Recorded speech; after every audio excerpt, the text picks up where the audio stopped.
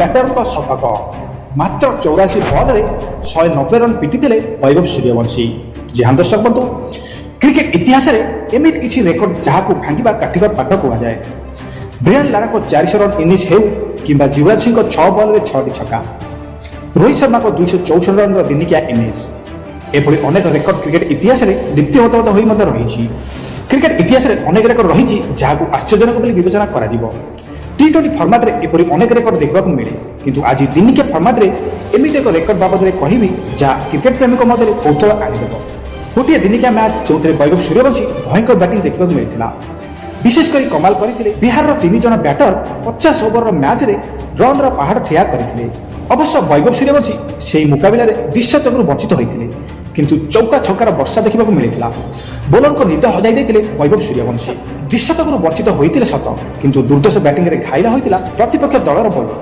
ବିଜୁ ହଜାର ଟ୍ରଫିର ଏକ ମ୍ୟାଚ୍ ଯାହାକି ବିହାର ଏବଂ ଅରୁଣାଚଳ ପ୍ରଦେଶ ମଧ୍ୟରେ ଖେଳାଯାଇଥିଲା। ମାତ୍ର 14 ବର୍ଷ ବୟସରେ ବୈଭବ ସୂର୍ଯ୍ୟବଂଶୀ ଭୟଙ୍କର ବ୍ୟାଟିଂ କରିଥିଲେ।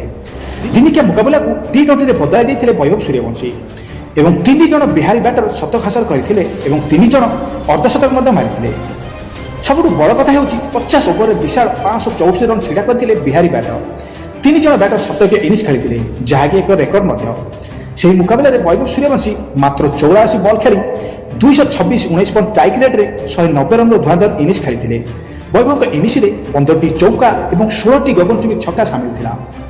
ସେହିଭଳି ଆୟୁଷ ଲୋହାରୁକା 56 ବଲ୍ରେ ଖେଳି 116 ରନ୍ କରିଥିବା ବେଳେ କ୍ୟାପ୍ଟେନ୍ ସାକିବ ଅଲ ଗନି ମାତ୍ର 40 ବଲ୍ ଖେଳି 320 ଷ୍ଟ୍ରାଇକ୍ ରେଟ୍ରେ 128 ରନ୍ କରିଥିଲେ, ଯେଉଁଥିରେ ଥିଲା 12ଟି ଛକା ଏବଂ 10ଟି ଚୌକା। ଏହି ଇନିଂସ ଯୋଗୁଁ ବିହାର 574 ରନ୍ ସଂଗ୍ରହ କରିଥିଲା। ସାଧାରଣତଃ 50 ଓଭର ଫର୍ମାଟରେ 300 କିମ୍ବା 350 ରନ୍ କରିବା କଷ୍ଟକର, କିନ୍ତୁ ଏହି ମ୍ୟାଚ୍ରେ 564 ରନ୍ ହୋଇଥିଲା। ବିହାର ଯିଏକି 397 ରନ୍ର ଏକ ବଡ଼ ବ୍ୟବଧାନରେ ମ୍ୟାଚ୍ ମଧ୍ୟ ଜିତିଥିଲା। ପୂର୍ବରୁ ତାମିଲନାଡୁ ଲିଷ୍ଟ ଏରେ 504 ରନ୍ କରିଥିଲା, କିନ୍ତୁ ଏହି ମ୍ୟାଚ୍ରେ ସେହି ରେକର୍ଡ ଭାଙ୍ଗି ଯାଇଥିଲା। ତେବେ ଦିନିକିଆର ଏ ରେକର୍ଡ କିଏ ଭାଙ୍ଗିବ ଆପଣମାନେ ନିହାତି କରି କମେଣ୍ଟ କରି ଜଣାଇବେ।